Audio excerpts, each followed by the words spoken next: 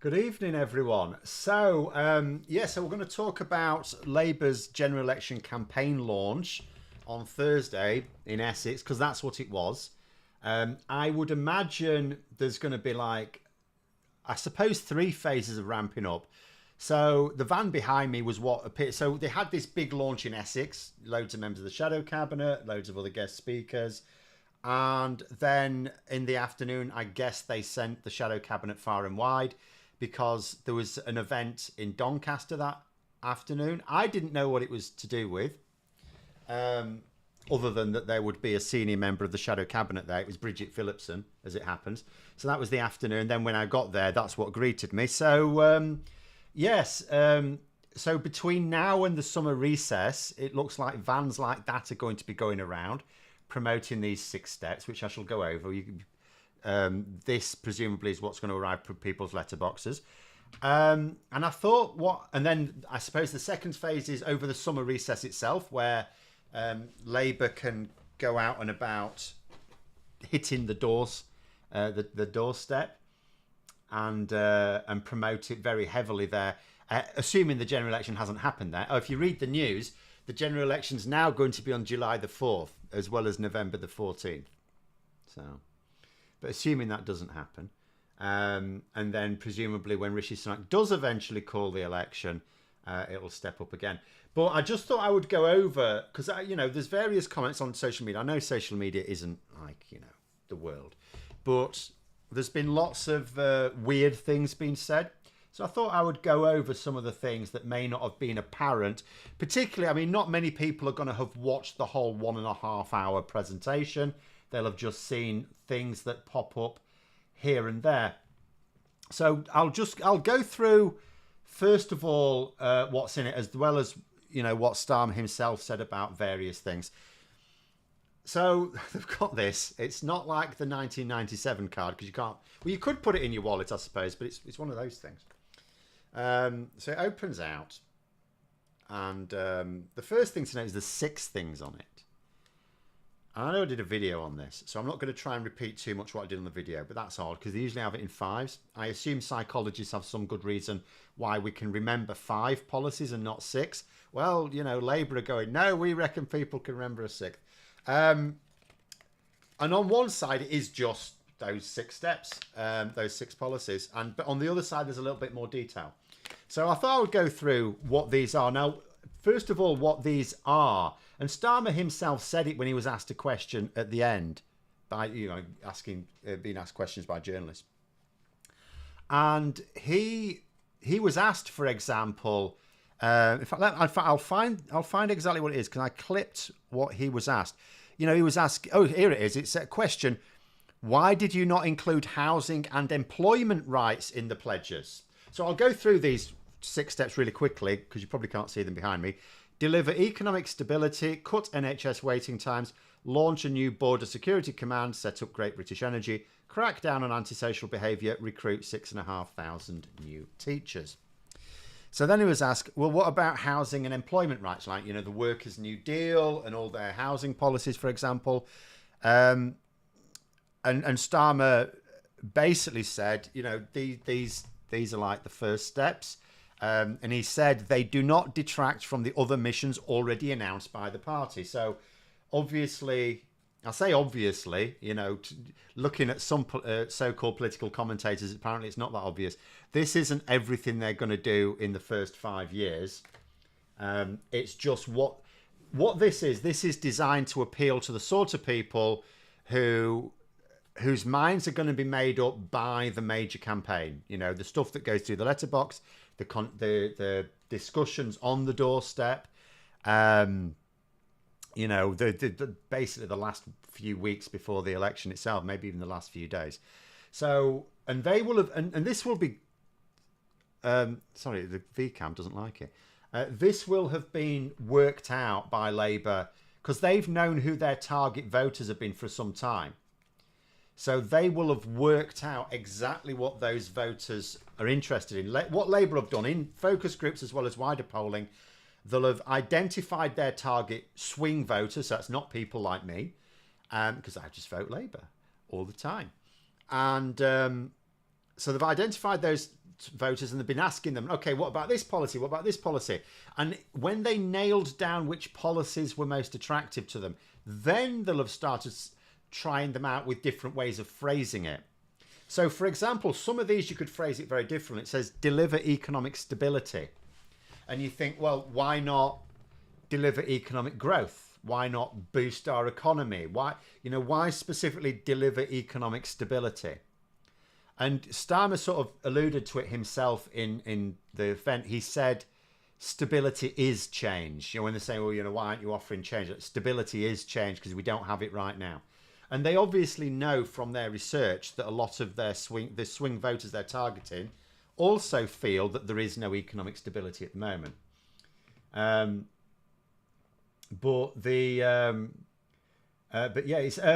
Matthew said there's one GB Energy. Actually, I'll go over this one. Why not, to begin with? Because there's been a couple of questions on this. I'll go to the top where there's another one. It says GB Energy has not been explained well. It's an energy generation company, not a utilities. You're right. It hasn't been explained well. I'm just going to pick out another one because I'm pretty sure there was another. Yeah, Matthew at the top said, "Is there a is it you again, or is it the same person?" Yeah, it's the same person. Sorry, Matthew. Just saying two things about it. Is there a concern that GB Energy will be a public-private partnership? I feel it will be privatised the moment Tories return to power. So the purpose of GB Energy is to invest in renewable energy, so that that's effectively what its purpose is. And in order to be able to act as a player that can then hold prices down. Is there a danger that it gets privatised the second the Tories are back in power? Of course there is. I mean, that's the thing with any nationalisation. If Labour create anything, any sort of publicly owned resource, when the Tories come back in, of course they can sell it off really cheap to their mates. Yeah, straight away, within a year or two, no problem. That's always the danger. And it's why you need to always be aware of two things when you're talking about nationalisation. First of all, you can't nationalise just by buying the private utilities for a silly amount of money, loading up national debt, because you will never see the benefits for years. You will see the benefits eventually if people stuck with it. But if they don't, if they say, hang on, this is just costing us and we're not getting any cheaper bills, come the next election, you'll just lose.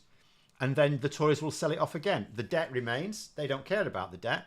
The debt remains. They will forever call it the Labour debt pile. And the utility, you will never see the benefits from it because the Tories will just privatise it again.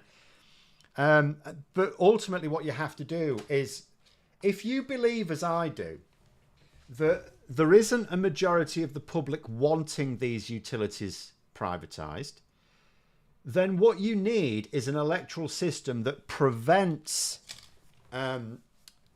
interests that are not the majorities forming power. So you need electoral reform. And that's why I say electoral reform is in Labour's interest, because whatever they do, there is nothing to stop the Tories coming in and selling it off. Like, there is something, like whenever they say something like no parliament can do something that the next parliament can't reverse, that's not actually true. If a parliament decides to, there's nothing a parliament can make that the next parliament can't destroy. There are some things that a parliament can destroy that the next parliament can't make. Brexit is a classic example. Labour, regardless of what position they choose to adopt, cannot get us to rejoin the EU in the next parliament, even if it was really gung-ho about it. Not going to happen. Whereas if Labour nationalise something like that, we know they're bringing railways into national public hands again. We know that Great British Energy will start the process in the energy sector. Even for water companies, might be worth talking about water companies a bit. Even for water companies, if you look at their policies, it's impossible for water companies to maintain their business model with Labour's policies. So unless they can come up with a completely different business model, then water companies are going to end up being in public hands as well down the line.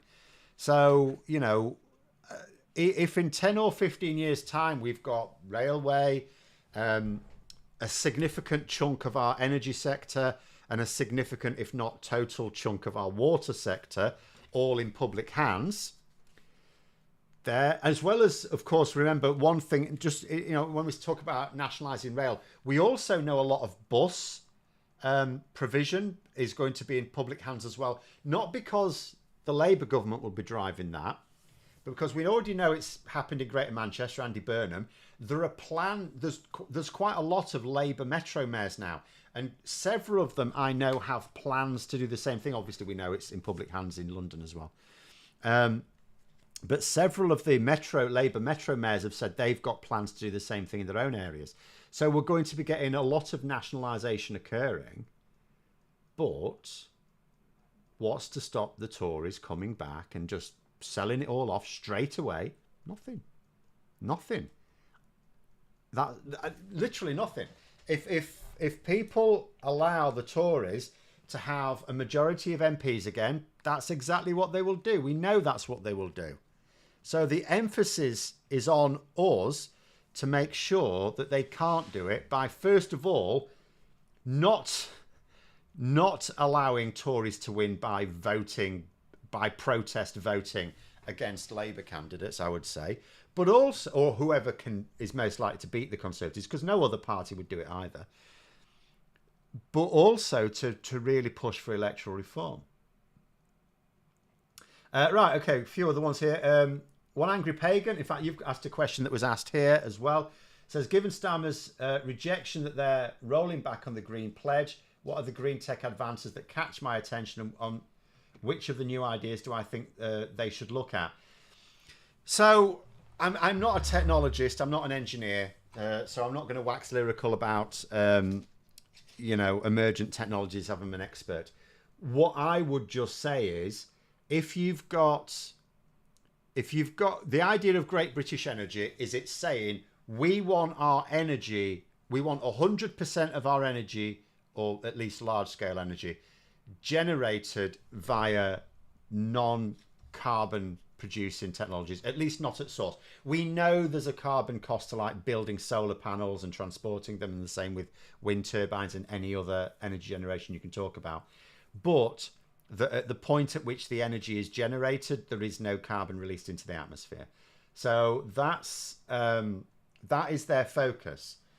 Now, to a certain extent, we've already got a lot of the technology needed to do that. But so I don't know. I'm not qualified to say what technologies we should be looking at, because I can read, and I do read articles on things, and they all sound brilliant, but I'm not casting a critical eye on them because I'm not expert enough. The point is that you're going to have a company who's going to be driving our new forms of energy generation are going to be sort of overseen by this group, and they are going to be investing, their priorities to invest in low carbon energy. As well as, it's not just about that, it's also about moving the jobs, remember, because that's really key to this. I mean, there's the biggest argument about this is in Scotland, of course, where the SNP are saying to Labour, hang on, these plans of yours are going to take jobs, you're going to take jobs away from, because the SNP aren't happy about this freeze on new licences for the North Sea. Whereas Labour are saying, oh no, we want to move those jobs to low carbon jobs. Now the SNP are arguing, oh, hang on a minute, we need to make sure that those jobs, the fossil fuel jobs don't disappear before the low carbon jobs appear. And that will be Labour's task to make sure that doesn't happen. Because in order to move to a low carbon economy, you have to make sure that people see the economic benefits of it. Because if they don't, all of a sudden you lose public support for it. And we can't afford to lose public support for it. But that will be Labour's job to deal with. By consistently covering for the Tories, has the right-wing press actually not helped them by being critical and candid? I mean, it depends on your point of view with the Conservatives. Obviously, the far right in the Conservative Party will think the media are doing a smashing job. They'll occasionally moan about the BBC being Marxists, but I think they know that they're doing them a solid all the time. But in terms of moderate Conservatives, yes, the media, you could argue, have done them no favours, because they have allowed the far right to capture the public narrative far too often. But then I would say that the moderates within the Conservative Party, who were massively outnumbering the far right back in 2010, I would argue that they shouldn't have sat back and appeased them. And I know why they did it. They did it because they thought to themselves, a disunited party can't win elections. They were so afraid of, first of all, Ed Miliband, and then Jeremy Corbyn, that they said, we can't, and now apparently Keir Starmer, that, just one more bit of appeasement. Oh, we'll give them this if that's all they want. Yeah, sure, we'll give them that. And then you give them that and they want more. All right, yeah, whatever. And now they've ended up in a mess where they may not, by the end of this year, actually, they will still technically in Parliament outnumber the far right, but amongst the membership they may not. So in terms of the balance of power in the party, they may not at all. But there we go. In terms of other things, I'm just going to point out a couple of other things, actually. I'm just going to sneak a little Brexit thing in there, because I'm going to have to make sure that I can, because my VCAM's not, he's going to try and get this out. So when I was at that launch thing on Thursday, we also got a flag. Now, it's not the flag that's particularly interesting. I'll tell you what is interesting. I'm just going to try to see if you can see this. You may not. It's got the UKCA mark on it. Now, I'll tell you what's interesting about that. It doesn't have the CE mark on it as well. Quite a lot of products that have the UKCA mark on it also have the CE mark. That one doesn't, because, of course, it's only for use in Britain. It's not for sale anywhere else, because Labour are only standing in Britain. Even in Northern Ireland, the sister party is the SDLP, for example, but the Labour Party aren't active there. And it just goes to show you just how useless this UKCA mark is, because on any product that is also going to or may be exported, you will see this. Where you see the UKCA mark, you'll see the CE mark alongside it anyway, because it doesn't do anything extra. But the only place you will ever see an item that's only got the UKCA mark on it is an item that can only be used in Britain. Absolutely rubbish. But there we go. I just thought I'd go over that as well. In terms of other thing, let's have a go. Any front runners for the Islington North candidate? Not until Paul Mason, I knew would stand. He's made noises about it for quite some time. So at the moment you would say him, but we need to wait and see the full cohort of candidates. It doesn't necessarily mean that he would be the one supported by the members there, so who knows. The actual North Islington selection is very strange, though, but it's a very strange circumstance. But it's taking place under very odd circumstances. For example, it's quite it's going to be a very quick process. It's all going to be done and dusted by something like, is it 4th of June? I think they're announcing the results, something like that. It's basically all online, and there we go. Oh, Wendy's saying, did I miss what Labour's Essex launch was really about? No, I hadn't actually gotten to that, had I? So there's several points of interest about the Essex launch. First of all, it being in Essex. Now, I've seen a couple of things, about, is it in Essex and was it really the right decision? The reason why they held it in Essex is because Essex is basically Tory town. It has been for a very long time. It's the Tories' backyard. And the reason why it became so heavily Conservative supporting, as people who are politically aware in Essex will happily tell you, there are multiple reasons. First of all, it sort of became a place where a lot of people sort of retired from the city. But also, Essex did, in stark contrast to parts of the country where I come from, Essex did very well under Margaret Thatcher. And you had a lot, because you did have a lot of poverty in Essex, and you had a lot of people who sort of, as far as they're concerned, moved out of it because of Thatcher. For example, buying their council house. So a lot of people in Essex did very, very well out of Thatcher's government. and as a result, it became very solidly blue. Now we're moving to a position where that is no longer likely to be the case. At the moment, every single MP in Essex is Conservative. That is not really going to be the case after this election. Now, that doesn't mean Labour are taking them all either, although Labour may well have some representation there. The Lib Dems are likely to be strong in a few areas. But the reason why Labour held it there, it was because normally normally people hold events like this in a sort of stronghold of their own, not their opponents. And this is, partly what the way I'd explain why it was in Essex, it's almost like a reverse of what the Conservatives did under David Cameron and George Osborne. So the Conservatives, for example, for quite some time now, have held their conference in Manchester. Sounds odd, because Manchester is a very Labour area. But this was a deliberate decision of David Cameron and George Osborne as a way of promoting their so-called Northern Powerhouse, which never emerged, really. The only elements of it that ever sort of came to fruition were the idea of the Metro mayors, like Andy Burnham in Manchester, who've managed to do some good.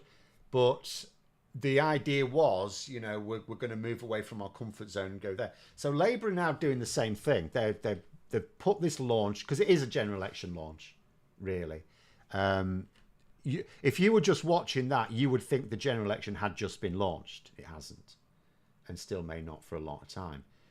But it will, it's Labour's way of going into what has been dominant Conservative territory and saying, no, we're comfortable here now. And of course, it's not the area they're going to make the greatest gains, but they will make gains there. And the launch itself, just whether it was in Essex or anywhere else, as I say, this is their election campaign because, this now can't be changed. This is what they know. I was going to say think then. They know that these are the messages that are going to work on those target swing voters. And the Conservatives are not going to be able to come up with their own. It's quite curious. I'm genuinely curious about what the Conservatives are actually going to do with their own launch, because if you think about it this way, if let's say Rishi Sunak announces the election whenever, who knows? Some people are now talking about it being next week. I don't know. But whenever he announces it, his party's then going to have an official launch, right? What's he going to do at his launch? Is he going to announce? In fact, you can actually. So part of me is thinking maybe Labour have been a bit cheeky with the 6.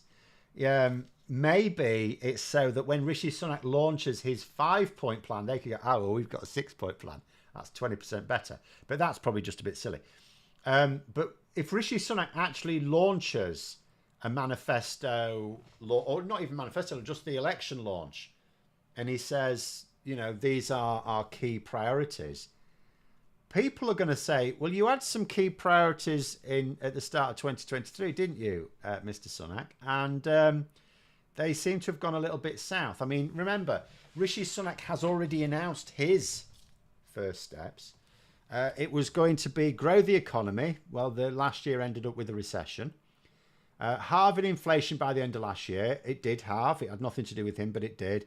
It was only CPI inflation, not core inflation. But, there's no point in arguing the toss on that one because people will just say, oh, you're just playing with semantics there. So whatever. Stopping the boats. Okay, record numbers. Well done. And that won't stop. So that's the only thing that makes me think maybe he'll call it next week is the fact that we've got, the Rwanda plan. How's it work? Seriously. Because after summer, aren't people going to realise the Rwanda plan has most definitely failed? Can anyone think of it? I'm being serious here. Can anyone think of anything that the Conservatives are going to be able to claim from the Rwanda plan after summer? Because they'll have had we expect them to get at least one flight in the air. So as soon as they've set, even though there won't be many people on it, if they can send anyone, then all of a sudden they can't blame the courts, they can't blame Labour, they can't blame the civil service. And if the boats don't stop, then that's on them. So I just think, it's absolutely insane.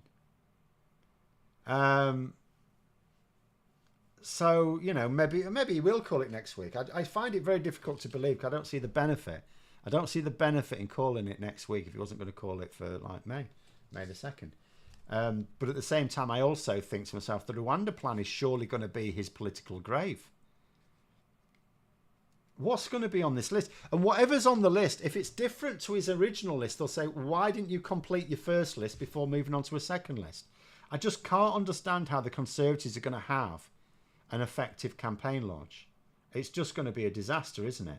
And in fact, it could literally be a disaster because remember, Rishi Sunak, he made his own speech on Monday at Policy Exchange, so it was all like his own buddies. Not that they're really friends of his, they're not doing him any favours. And, it was like, okay, that wasn't supposed to be a campaign launch, but it was supposed to be another reset, trying to take the initiative back. And what happened? He was upstaged by Esther McVeigh and her rainbow lanyards.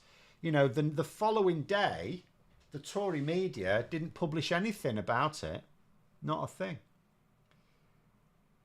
Putting later saying they claim by building up Rwanda's infrastructure they'll get another amazing trade deal. They may struggle with that one. Rwanda's GDP is now several percent higher because of the money we've given them. Their economy is not large.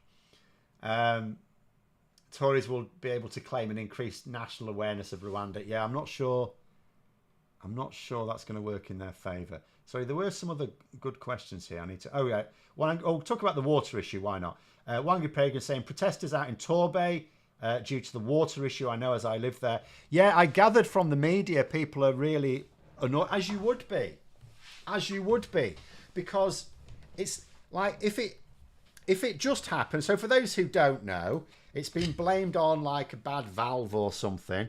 So there's basically tap water's not, you don't use the tap water, and so if it had have just and what's happened was the water companies initially denied that it was anything to do with them, which meant they delayed taking action. The action being to advise people to boil water, then let it cool down first before using it for cooking or for drinking or for even brushing your teeth. And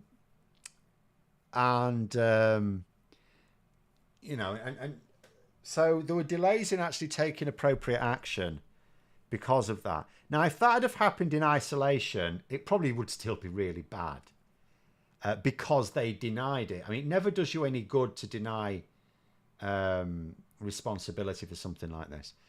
But it's just that it's on top of everything else. Water companies nationally have been completely taking the piss. We know that. And we know the reason. The reason is because it is cheaper for them to dump raw sewage than it is to treat them. That is ultimately the problem. It's cheaper to dump the sewage than to treat it. And that's what has to change. And that's what will change. But I'll get onto that in a moment. But, that surely enhances the anger that people have got here. But the other thing is, surely this should be a warning to the Conservatives, because although they have this idea about privatisation, ultimately, who are people going to hold responsible for this? You can't say the water companies, because the public have no way of holding water company executives to account. They'll hold the government to account. And this is another argument. I mean, there's lots of arguments for why you shouldn't privatise important services. In fact, I saw there's lots of good ways of phrasing it. One good way of phrasing it, arguably, is if a government has to bail out an organisation that fails, then that organisation should be in public hands to begin with. That's quite a good way of looking at it, isn't it? That's quite a good way. You may argue the only exceptions to that would be banks, but even I would say I wouldn't mind a nationalised bank, would you? So, yeah, I think that's a pretty good way of looking at it. But, you know, ministers and MPs in general will be held to account for failing public services. And the problem is when you privatise them, apart from all the rest of the problems, you're removing a lot of your power over the delivery of those services. But you, as an MP, will still be held account for them. So, you know, just on so many levels, privatisation is a complete nonsense. Punet's saying, is it just me or does Mordaunt seem to try and out crazy for her leadership credentials, but fails to out crazy the likes of Badenoch or Braverman? I don't think so. I mean, at the start of this week, she was actually sending out documents warning MPs about common conspiracy theories. And at least one of the conspiracy theories that she was warning about in this document is probably the Great Replacement theory, is probably going to be one that the next Conservative leadership actually tries to make mainstream. So I actually think that Penny Mordaunt is trying to be, yes, she's trying to drop some of her liberal attitudes. I think we saw that in the leadership contest, didn't we? In 2022, that because she was quite liberal in her attitude to, for example, trans rights, and she seemed to sort of go, oh no, I've torn those up now, during the leadership contest. But I think she's actually trying to position herself as the sane one. Probably not much point in the short term, because she's going to lose her seat. She's not going to be an MP after the election. Now, that doesn't rule out her leadership ambitions if she wants to play the long game, because she still has a bit of a name. She could emerge somewhere else or stick around and see if she can win the seat back at the next election. You know, she could find her way back into Parliament, and she could find her way after a few of the lunatics fail. She could easily end up being a future Conservative leader again. Although she would have to find her way back into Parliament to do that. And I don't know whether that would mean moving. But, you know, I think Penny Mordaunt is actually trying to... I think she's trying to pull both sides together. But I think I think she knows she can't out crazy the likes of the really crazy ones. So I think she's more trying to appeal to the One Nation Tories. Is it not just the case they know they're unpopular, but in their arrogance they have no idea why? I don't even think they think they're unpopular. They just think it's because they're getting their message wrong, or they'll blame the infighting, or they'll blame Reform UK. Tories are very quick to blame others. You know, I don't even think they accept that they're unpopular. They think, I think they probably accept that they are unpopular, but not what they're doing or what they're trying to do. I think they just genuinely don't get that. But again, this is the problem when you won't face up to facts, because you mistrust them. And you know, part of the problem is that the people they should be listening to for completely independent analysis are not in agreement with them politically. And that is the problem with extremists, on whichever side of the political spectrum you are. You mistrust those who can actually understand data because they don't agree with your worldview. What are my latest thoughts on possible further defections? It's very difficult to say. I mean, Caroline Noakes, you know, I started to show a bit more interest in her when she voted with Labour last week, but then, you know, several other MPs did as well, Tory MPs. She has insisted she's not defecting. She has had a bit of fun this week. On Wednesday, she was wearing a red dress and someone pointed out, oh, is this a sign that she's defecting today? And she just laughed at it. She was quite comfortable with it. I think on Thursday she was showing off a rainbow lanyard. So she's having fun with the lunatics in her own party. She's clearly doesn't mind at all needling her own leadership to an extent. But she's also insisted that she's not defecting. And, you know, maybe she's decided that what she's going to do is stay and fight for her party, which is fair enough. part of me thinks, in terms of the next defection, so we had, if you look at like the two defections, so the recent defections so far. So we had Dan Poulter, right? No, the fact that he's not going to be a candidate means no one's got a major issue with him. At the end of the day, I wouldn't want him to be a candidate because, you know, with what they've done over the last few years, none of them come out with any credit. But at the same time, he's a mental health doctor on the NHS. He wants to help Labour develop better mental health provision in the NHS. He can be invaluable in doing that. So that's brilliant. That's fine. Natalie Elphicke, much more controversial. But at the end of the day, what's she going to be doing in Labour? She's going to be helping with housing policy. She is vocally opposed to homelessness. She's not one of these who says homeless, we should treat them like criminals and kill them or something like that. She's very much against homelessness and she has been for many years of the view that it is the government's job to do something about homelessness. She also thinks it's very much the government's role to make sure young people can get decent housing. Both of those policies are very in line with Labour. So again, you know, that's that. But at the same time, very controversial for her attitude to other policies. So you would think if there is a third defection, there might not be, it might just be Labour playing games, right? But if there is a third defection, you would think it would sandwich Natalie Elphicke with someone else who will be, as long as they're not going to be a candidate, broadly welcome. Now, Caroline Noakes would be, I think, welcome as someone who's just going to see out the Parliament and then help Labour with its, you know, inclusivity policies, for example. But she insists she's not. She could be lying, of course. Politicians are known to do that from time to time. But if we say not, then I'm going to probably guess it's a lot someone who's largely unknown. Because in terms of Tory MPs that have got a bit of a name for themselves, it's very hard to think of any that would be welcome. So I think it's probably someone that a lot of people don't even know about. Like Dan Poulter, no one really knew who he was. You know, you try and think of some of the ones like Alex Sharma. Okay, yeah, his green credentials. He is committed to net zero. So that is possible. But would he really defect? I'm not sure. Tobias Ellwood is very anti-Brexit.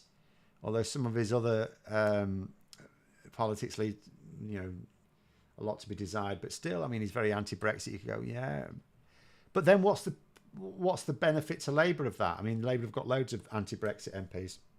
And they're trying to quiet down Brexit. So I can't think of anyone with a name, with like who would have public recognition. So I think it's just going to be someone known. I think what happens is, if there is another defection, and assuming it's not Caroline Noakes, I strongly suspect I'm going to have to look them up because I probably will have heard of them, but I wouldn't be able to tell you much about them, is what I reckon is going to happen. Phil, yeah, she's going to be helping with Labour policy. You think that's all done? Yeah, she's going to be helping stop homelessness and getting young people into decent housing. Yeah, I am dandy with that. You're right. I can't actually think. I'm sure you've got lots of reasons why we should let homelessness carry on and why we should stop young people getting access to decent housing. You're quite welcome to post them. But I can't think of any good reasons why we should, in all honesty. And she is an expert. She has worked as a lawyer in, you know, housing industry for a very, very long time. Written a lot of reports for the government, for her own Conservative government, which basically ignored them. Kinnock said Labour's a broad church, but even churches have walls. Where's Labour's wall? So again, it's like compartmentalising it, isn't it? Dan Poulter. Why have we welcomed him? Because all he's going to do is help Labour boost mental health provision. Who the hell has a problem with that? What's Natalie Elphicke going to do? She's going to help Labour deal with homelessness, like reduce homelessness levels and the severity of it, and improve access to decent housing for young people. They're Labour policies. So where's the wall? I'll tell you where the wall is.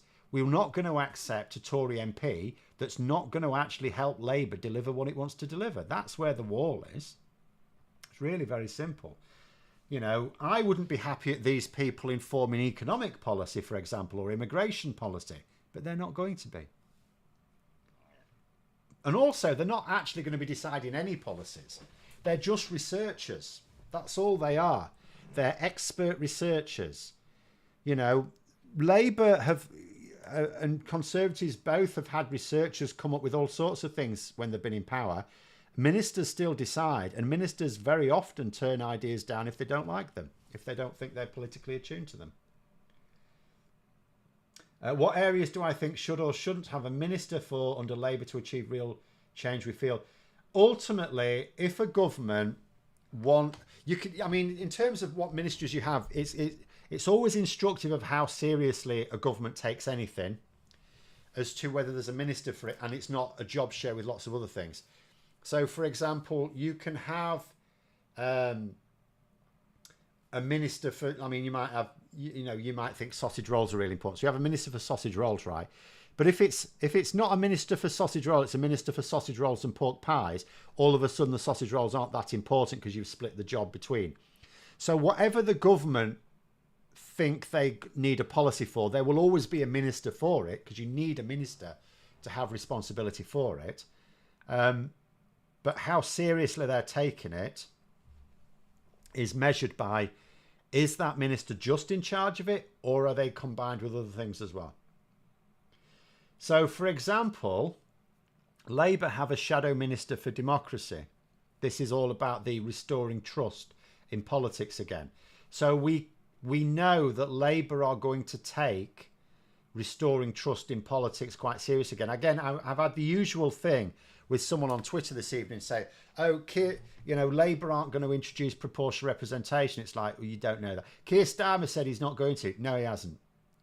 And I keep reminding people, Labour's official policy, or position, should we say, not policy, position, is that the current system breeds distrust and alienation in politics, and Labour have said that they want to restore trust in politics. In fact, they have a shadow ministerial role specifically to do that.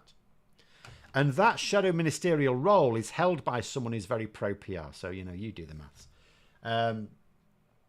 But then, there are other ones. For example, we do still have a shadow minister for mental health. It was a shadow cabinet position, and then it was downgraded. So that suggests less rating, for example, mental health provision less seriously. Now, that's a worrying sign. I was very much against that, still am. So that's what you'd sort of look at. You look at, if a minister is in charge of particular... If there is no minister with responsibility for a particular area, then the government don't even have a policy for it and they don't care about it at all. Because if they cared about it, there would at least be a minister. If that minister has multiple other responsibilities as well, then it's not a top priority. And ultimately, if you've got a minister that's got three basic areas of responsibility, the one that gets priority will be the one that minister personally prioritises. So you might have a minister for sausage rolls, pork pies and apple turnovers. And maybe that minister actually thinks that sausage rolls are really important. So they'll actually focus on that and ignore the other two bits. But maybe they actually prefer pork pies and the sausage rolls to get left on the wayside. So you look at that as well. Whereas if you've got a minister that's only for sausage rolls, they're 24/7 focused on sausage rolls. The minister for sausage rolls must be called Greg. Oh, absolutely. Actually, that being said, I make better sausage rolls than Greg. But I mean, anyone doing their own version always will, because you make it with whatever herbs you like. Ernie's coming up with one here. So it seems the small print in the common travel area means UK has to take back asylum seekers who cross in the Republic of Ireland. Some are already on the trains to Belfast, so not quiet about that now. Yeah, well, this is what was said. So last week, as in before the week that we've just had, last week, Rishi Sunak was all about, all these people going to Ireland. Yeah, it's showing our Rwanda plans work. It's brilliant. We don't care where they go as long as they're not here. Isn't this marvellous? And people were pointing out, our agreement with Ireland means we're going to have to take them back. No, we won't. No, we're not doing that. Not doing that at all. James cleverly joined in on the act. No, we're not doing it. And then this week, it's like, yeah, we've just been doing it. And yeah, he's gone quiet. So have the media. The media have gone quiet about it as well.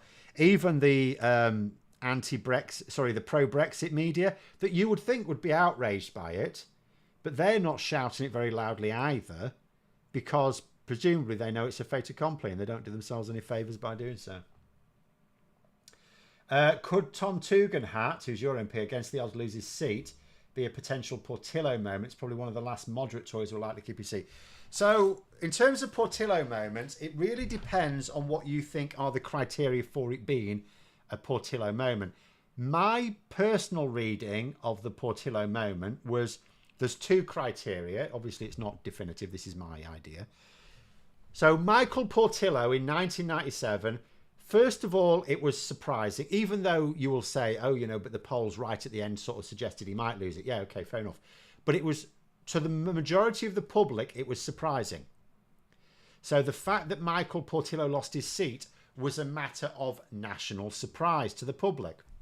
The second quality is that Michael Portillo had a good chance, if he'd have retained his seat, of succeeding John Major as leader. He is certain to have played a role in the future direction of the Conservative Party, and he may well have led the Conservatives instead of William Hague, which might have meant William Hague was later. Or maybe William Hague still would have won and Michael Portillo would have won the one after instead of Ian Duncan-Smith.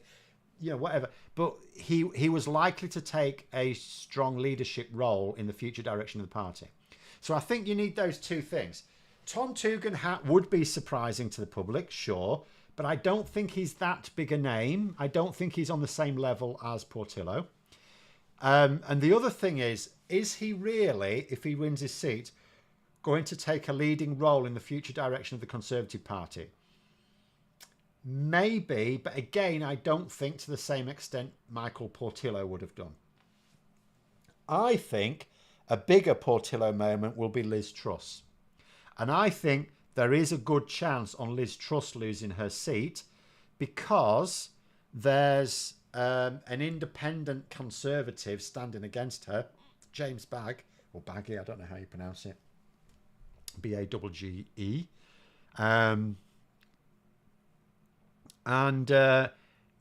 He's well regarded locally, I gather. I mean, I'm not local to Norfolk myself, but I know from people there, they're saying he's well regarded.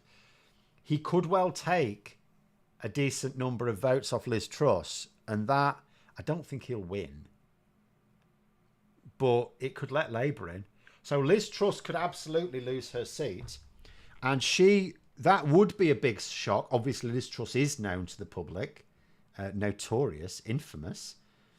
And also, she is, even though she insists she's not after becoming leader again, maybe she is, maybe she isn't, but she is absolutely after taking a leading role in the Conservative Party in the next election. She will, at the very least, want to have,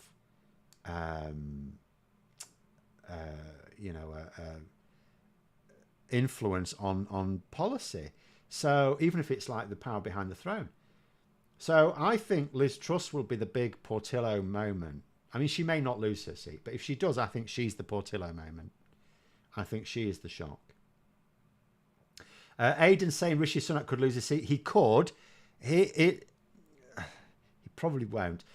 Rishi Sunak there would need to be a fearsome amount of tactical voting there. And as loath as I am to say it, we could probably do with not that many people voting for Count Binface. Count Binface. I've upgraded him. Because, in all honour, because he will, he obviously stands against prime ministers. So, we'd need a lot of tactical voting there. A lot. But at the same time, the motivation, and we'd need a really strong Labour campaign to really emphasise the fact that this can happen, but we need a big push. We need to borrow a lot of votes, and it can happen. And also to emphasise the historical context. No sitting prime minister has lost their seat in an election. Prime Ministers resigned. They don't get booted out by the public. So this will be the first time it is. But yes, Rishi Sunak, however, would probably not be a Portillo moment, ironically, because it'd be a whole new thing. It'd be a Sunak moment. Because although it would be a very, very big shock to the public, he's one MP who's not planning on deciding the future direction of the party, because he's not going to he's not going to be leading the party or playing a leading role. I mean, he said in that television program Loose Women the other day, Thursday I think it might have been, that he will stay on as an MP even if he loses the election, like Ellie will. But let's say he did. Let's say he did a Ted Heath, right? I mean, what's he going to do? He's just going to sit on the back benches, is he? He's not going to be invited into the shadow cabinet. That would make no sense. Why would you invite... Because what's happening is the far right want to blame Rishi Sunak for the loss. So why, after a devastating election loss, would you invite the architect of that loss into your front bench? You wouldn't. So he's basically saying he'll just be a backbencher being ignored by everyone. No, he won't. Be off to California. At some point, anyway. I don't think he'll go straight away because his kids are at school. Liz Truss can't even hold her own book the right way up. No, not even when given to... She needed 3 goes to have it up the right way. Could I imagine Binface sat on opposition benches with Galloway and Fabricant, the photos? Galloway won't be there. But yeah, the photos are with Harris. Do you know what? I have got, unfortunately, a sneaking suspicion that he may not be allowed his Binface in the House of Commons debating chamber because security. How could you be absolutely certain it's him? So, he'd be unmasked, I'm afraid.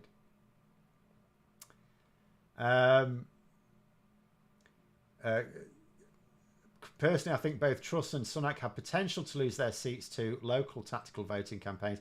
All of them do. I mean, there is no safe Tory. The closest there are to safe Tories are people like Kemi Badenoch. Kemi Badenoch is... And the reason for that is not because polling has her really comfortable. It's because it's really not clear who the tactical vote would be for. Because in her new constituency, you've got part of it that's very Lib Dem. And it's like Lib Dems would be the obvious way to vote there. But another part of it's sort of like the sort of rurally part, which is going Labour. So they're turning more towards Labour. So, unfortunately, unless you can marshal the tactical vote behind one to just say as a constituency, we need to pick one so we don't split our tactical vote, this is the one to pick. Unless you have something like that, like a primary that has been happening in the likes of South Devon, unless you have that there, which there isn't as far as I know, and people said, yes, okay, we'll all collectively agree to do this, Kemi Badenoch that's the nearest thing to a safe seat there is.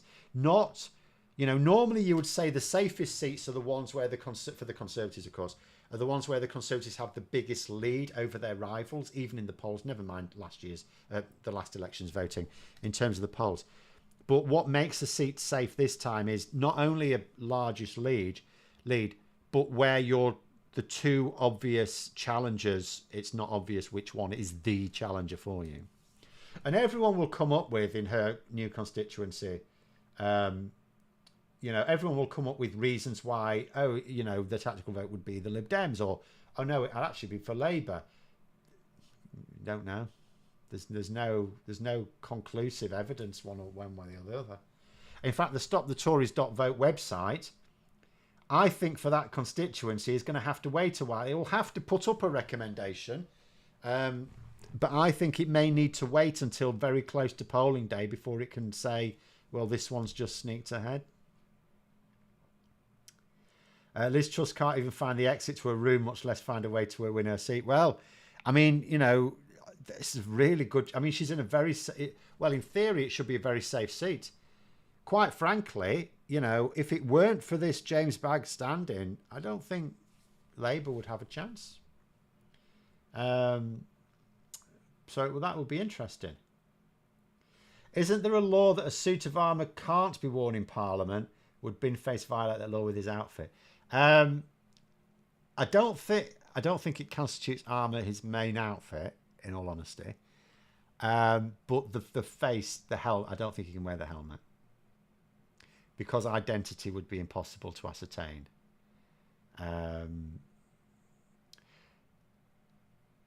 I also don't know if there might be some. I think there is technically a dress code for Parliament as well. It's not an especially rigorous one, but I think there is a dress code. But just from a security point of view, the helmet, well, no, can't have it. But worry ye not, because he's not actually going to win. Even he knows that. We're not actually going to get CFAX in Richmond.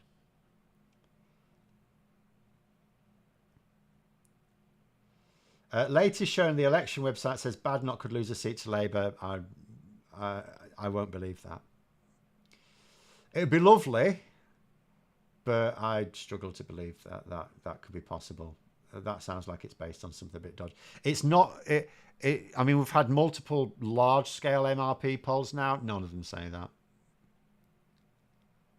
that. Which stand-up comedian would I vote for as MP? My nominee is Al Murray. Well, he did stand at one point for something, didn't he? What did he stand for? Was it for the London Assembly or something? A few years ago. His routine took the piss out of the gammers. Very well educated from what I can gather. He's on the left, centre-left. I think most comedians are. In terms of stand-up, I mean, I'm not sure I would I don't like the idea of celebrities. But, I mean, the obvious one, there is a stand-up comedian who is very Labour, and that's Susie Izzard, or Eddie Izzard would be still the stage name, I suppose. And she keeps trying to get selected as a candidate for Labour, so that would be the obvious one. But I mean, my attitude is that I will vote for whoever wears the Labour rosette, as long as I am assured that they are going to be a proper Labour MP, not just do their own thing. And even then, I probably still would, as you know, if there was a risk of the Tories winning otherwise. Would I not be allowed in with my staff if I became an MP then? Oh no, you're not had weapons. It's dodgy enough that they have that ceremonial mace on the, on the desk there where the dispatch boxes are. That's risky enough, as Michael Heseltine demonstrated. You certainly can't take a staff in now. You probably could take a walking stick.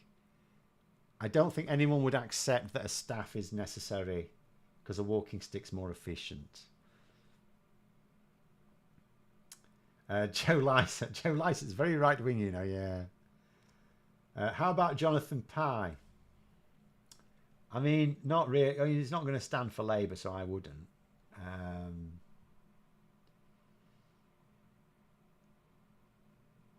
Zelensky's done well as a politician. Yes, he has. It was quite ironic at the time, because we had Boris Johnson, who was a politician who would seem more at home being a clown. And then in Ukraine, we had a clown who became a politician, became rather good at it. So they should have just swapped roles. Boris Johnson would have made a much better clown than politician. Say Paul Mason should stand against Corbyn. No one said that Corbyn's standing. What happened with the mace? Look up on Google, because we're finishing in a couple of minutes anyway. Michael Heseltine ceremonial mace. Should come up. You won't see it, by the way. It's before. I think it was before the television cameras were in. Sure, we both remember Martin Bell. Yes, indeed, the man in the white suit. Something to be said for a high-status independent to bring down a transparent crook and give them a free run. Yes, I mean, so what happened in 1997? And then he did actually stand again and win again, didn't he, in 2001? Although he'd initially said he wouldn't stand again.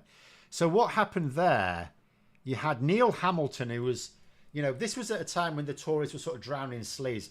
Nothing on what's happening these days. Absolutely. They're like choir boys compared with now. But at the time, it was shocking. Cash for questions, all this dirty behaviour. And Neil Hamilton somehow became the poster boy for Tory sleaze. And he eventually joined UKIP. He was like UKIP leader until recently, wasn't he? And but he was in a very safe Tory seat. So what happened unusually is Martin Bell, who's like a former correspondent, so a journalist, decided to stand on a specifically anti-corruption ticket as an independent, and Labour and the Lib Dems agreed to stand aside. It's very unusual because Labour, for a start, basically have a policy of always standing candidates, but they sort of stood aside, and Martin Bell won, and then again in 2001. But there you go. Punninator, could Count Binface refuse to sit in Parliament in protest but work as a good local MP? I imagine he could, yes. I don't know. I mean, he would still be an MP. He doesn't have to actually take the oath. He just needs to do that to sit in Parliament. So as far as I know, we should just look at what happens with Sinn Féin, don't we? Because they don't take their seats. Would they still get their funding for their constituency office? I think they still would. I think they still would. So he could. And also, no, because he won't be able to take the oath if he doesn't actually, because you have to take the oath in Parliament itself. Heseltine is the Tory voice of reason now. He is. I mean, see, Michael Heseltine's one of those Conservatives who got a lot of ideas very badly wrong. For example, he was saying that the minimum wage would be a disaster. Well, it's not a disaster. It was brilliant. Not just for workers. It was brilliant all the way around. Because the thing is, I mean, the thing about what they never understood about minimum wage as well, and by having a better minimum wage, is it actually helps good businesses. Because good businesses want the best staff, and so they will pay higher wages to get the best staff, right? So, it's... But at the same time, it means that you can potentially have competitors that are undercutting you. So it makes a level playing field for good businesses. Because then they don't have to pay extra. Because they'll pay in a decent wage the same as everyone else. So their bad competitors who were trying to undercut them won't be able to. They'll go out of business because they're bad businesses. So, but anyway... But Michael Heseltine was also one of those people who actually at least believed in helping people. He thought, he wasn't just focused on the billionaires. There were other Conservatives like that. There still are, I suppose. But, Michael Heseltine was always... I mean, he's very popular. Ironically, Liverpool, the most Labour place on earth. But Michael Heseltine is very popular in Liverpool. Even from his time in Thatcher's government, if you can believe that. Thatcher... She wouldn't dare go to Liverpool. Michael Heseltine, there's a hero there. And it is because he actually wanted to help people. He actually tried to do good things for people. It was just that his ideas, he got a lot of ideas wrong. Well, anyone can. But, he is a decent one. Whereas a lot of the people in charge now are just fundamentally selfish. Really deeply selfish. But anyway, we've gone out of time, haven't we? We'll go on to the last one. Say, I refuse to believe Count Binface wouldn't go into Parliament and ask questions in PMQs. He would have to take his hat off to do so, though. I'm telling you. But anyway, we will leave that. Sorry, last one. Business Catch just saying, Hamilton's seats was Tatton. Yes, where Esther McVeigh is now. Maybe. Boundaries have changed.